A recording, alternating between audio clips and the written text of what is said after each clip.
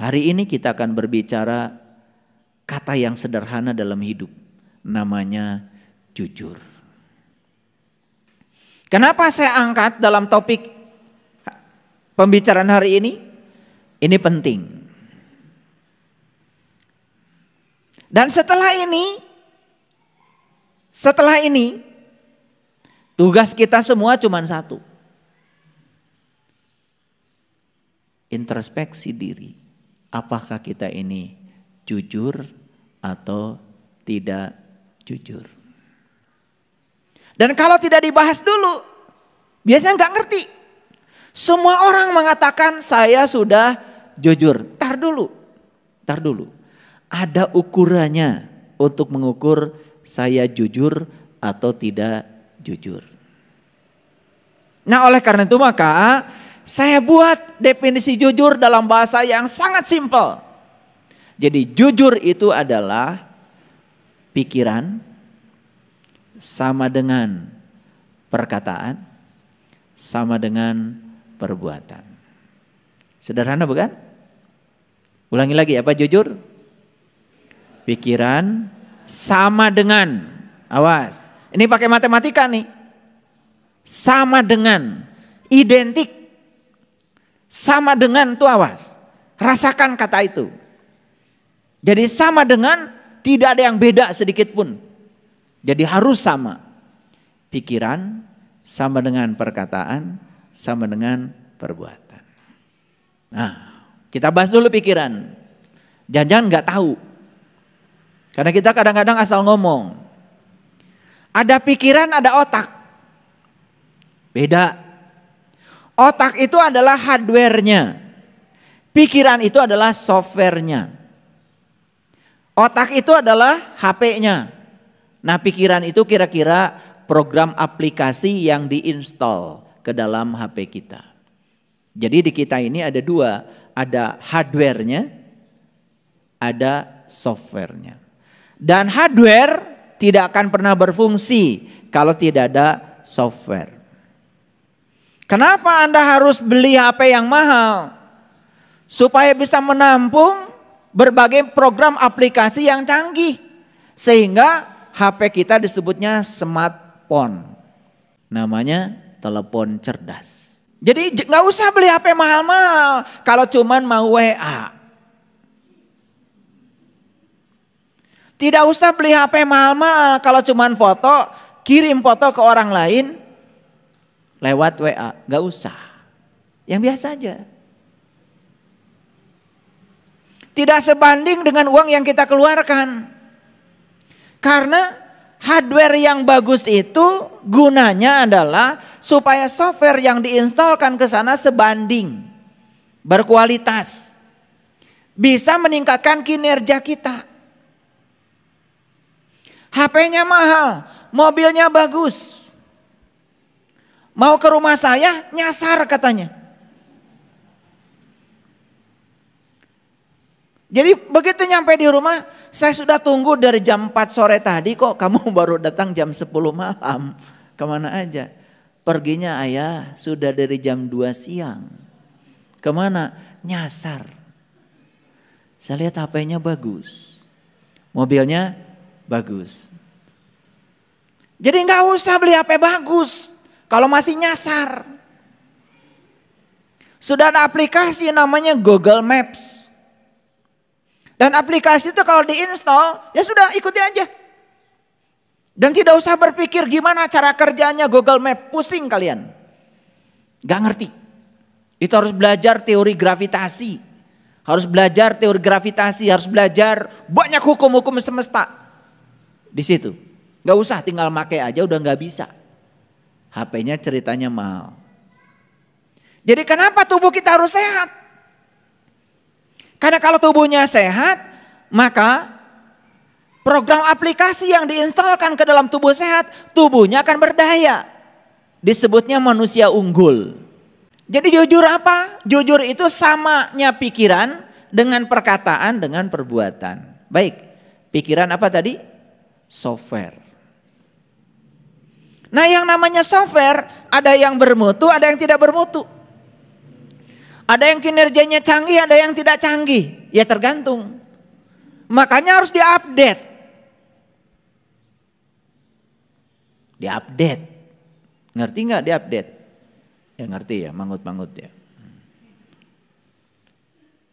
Disesuaikan dengan kondisi yang paling canggih sekarang. Gitu. Nah, gimana caranya mengupdate pikiran? Nah, ini banyak yang belum tahu. Nah, pikiran itu punya guru. Gurunya pikiran namanya kesadaran. Jadi yang akan bisa mengupdate pikiran itu adalah kesadaran. Nah, pikiran itu adalah pelayan yang sangat bagus, tetapi dia adalah majikan yang paling berbahaya, pikiran. Itu sebabnya orang itu dikatakan telah menggunakan pikiran apabila pikirannya sudah dikendalikan oleh kesadaran.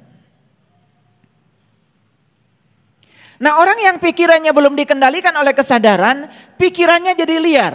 Nah, pikiran yang liar, bahasa Qur'annya namanya syaiton. Karena saya lihat ya, banyak sekali yang menyesatkan ya ceramah-ceramah agama di YouTube. Awas hati-hati katanya dengan kamar mandi, tempat tinggalnya setan. Itu ngomong asal aja. Tapi pengikutnya banyak. Jadi setan itu seakan-akan di kamar mandi. Kalau kamu tidak mau tergoda setan kan gampang. Kunci aja kamar mandi. Biar setannya gak bisa keluar. Jadi kalau setan tinggal di kamar mandi, tinggal kamar mandinya jangan pernah dibuka. Kunci yang rapat. Coba kalau kamar mandi dikunci. Emang kamu gak marah? Kalau kamar mandi dikunci emang kamu gak ngomongin orang? Kalau kamar mandi dikunci emang kamu gak kesel? Jadi salah alamat. Setan itu pikiranmu sendiri yang tidak terkendali. Yuwaswisu fi sudur, yang suka waswisu. Waswisu itu ngaharewos. Ngaharewos jelas tidak jauh, jelas dekat. Bahasa Indonesianya berbisik. Kalau berbisik pasti dekat. Karena kalau berteriak pasti jauh. Nah, tidak ada di Quran setan tuh berteriak, gak ada. Yang ada tuh setan tuh berbisik. Siapa yang dibisikin? Yang dibisikin tuh sudur. Sudur tersadar. Kesadaran kita dibisiki oleh pikiran yang tidak sadar. Akibatnya karena bisikan itu kita tergoda. Kita tidak digoda oleh siapa-siapa. Digoda oleh pikiranmu sendiri. Makanya pikiran yang tidak sadar itulah syaiton. Kartos. Agak serius nih ngaji hari ini. Paham ya? Kan suka dibaca. Qul a'udzu birabbin nas, malikin nas, ilahin nas. Gitu kan? Alladzi yuwaswisu fi sudurin nas. Jadi yang suka waswisu fi sudur, yang suka membisik kesadaran, yang suka membisik kesadaran itu siapa? Itu pikiran, pikiran yang tidak bermutu. Pikiran yang liar, pikiran yang belum bisa ditundukkan oleh kita sendiri. Maka siapa yang bisa menggunakan pikiran? Hanya mereka yang sudah bisa mengendalikan pikirannya. Apa sih ya yang dikerjakan pikiran setiap saat? Yang dikerjakan pikiran itu setiap saat adalah hasrat dan keinginan. Hampir tidak ada masalah di semesta ini yang bukan ciptaan pikiran. Ulangi. Hampir tidak ada masalah di semesta ini yang bukan ciptaan pikiran. Semua masalah adalah Sang Maha Penciptanya adalah pikiranmu sendiri. Kenapa cemberut? Bisnis. Kenapa bisnisnya? Rugi. Kenapa rugi kamu cemberut? Karena kamu hanya pengen untung. Tidak tahu hukum bisnis. Bisnis itu cuma dua kemungkinannya. Kalau nggak untung, rugi. Dan itu 50-50. Peluangnya sama. Peluang untung setengah, peluang rugi setengah. Karena kamu pengen untung saja, cemberut. Siapa pencipta cemberut? Pengen untung, ketika rugi tidak menerima. Kalau tidak siap rugi, ya satu, jangan bisnis. Paham? Iya. Makanya ada yang sombong tuh, anak muda datang ke rumah saya. Ayah, alhamdulillah. Kenapa? Saya tuh gak pernah salah baca Quran, ayah. Kenapa? Karena saya gak pernah baca.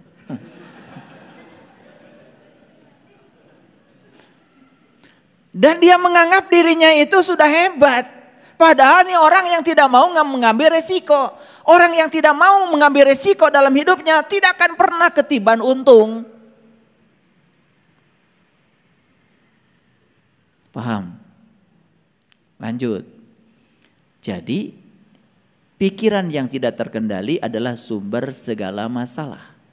Pencipta masalah adalah pikiran, dan yang diciptakan oleh pikiran satu, hasrat dan keinginan.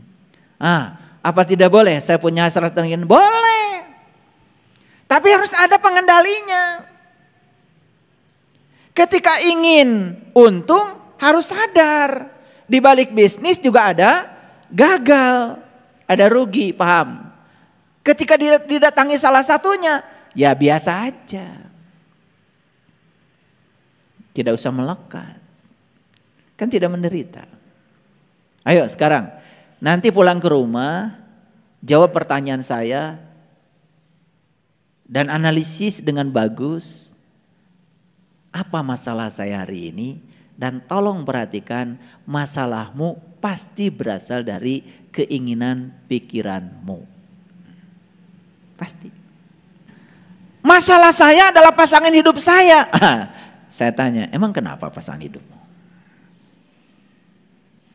Dia bohong sama saya. Yes. Kenapa kamu cemberut? Saya pengennya dia jujur. Nah, masalahnya karena kamu pengen dia jujur. Jadi pencipta masalahnya itu adalah ingin dia jujur. Ketika bohong, tidak siap menerimanya. Jadi penderitaan kita kan berasal dari keinginan kita sendiri. Coba dirubah ilmunya. Ya, dia mau jujur, mau bohong. Dia jujur pada diri sendiri, bohong juga pada. Saya tidak akan pernah ternoda oleh jujur dan tidak jujurnya dia. Saya adalah saya. Gitu.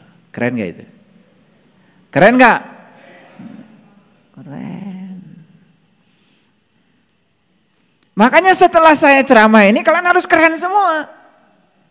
Gak boleh lagi ada yang cemberut. Sakit hati, gak boleh lagi.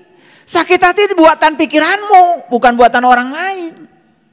Karena kamu pengen orang lain seperti yang kamu mau. Kan itu masalahnya. Ini ngaji kesadaran. Stop yang mengumpulkan banyak informasi di kajian saya. Percuma. Sekali lagi stop mengumpulkan banyak informasi di kajian saya. Stop juga menghafalkan kata-kata saya.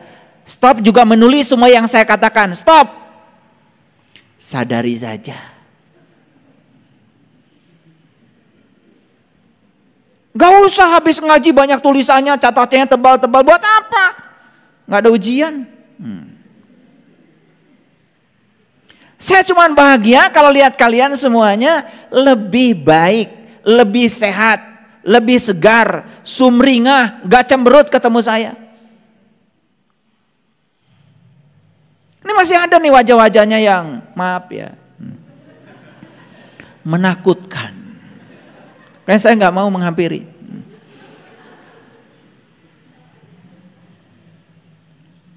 Kayaknya ngajar setiap hari. Seminggu sekali gak cukup. Raboga yang lalu ketemu saya seger. Seminggu gak ketemu saya udah belepotan lagi ya. Gak apa-apa, hari ini disegerin lagi. Paham? Nah jadi sekarang itu kita harus punya pikiran yang sehat. Dan pikiran yang sehat adalah pikiran yang sudah terkendali oleh kesadaran. Jadi tetap saja larinya kesadaran. Maka Nabi Muhammad mengajarkan kepada kita untuk mencapai kesadaran tertinggi, namanya Sidratil Muntaha. Walaqad ra'ahu nazlatan ukhra inda Sidratil Muntaha indaha jannatul ma'wa id yaghsha sidrati ma yaghsha. Jadi tujuan akhir dalam kehidupan kita ini adalah mencapai puncak kesadaran, entah kapan. Syukur-syukur kalau bisa dicapai di sini, saat ini, sekarang. Karena apa? Karena sadar itu artinya kita selalu sadar dengan apa yang sedang kita lakukan di sini, saat ini, sekarang. Nih, ada kejadian sederhana. Ada yang tidak mengenakan nggak? Barusan sebelum kalian datang ke sini. Boleh satu orang acungkan tangan. Ada yang tidak mengenakan nggak? Sebelum ke sini. Apa? Nggak apa-apa. Sekarang masih ngantuk? Udah enggak.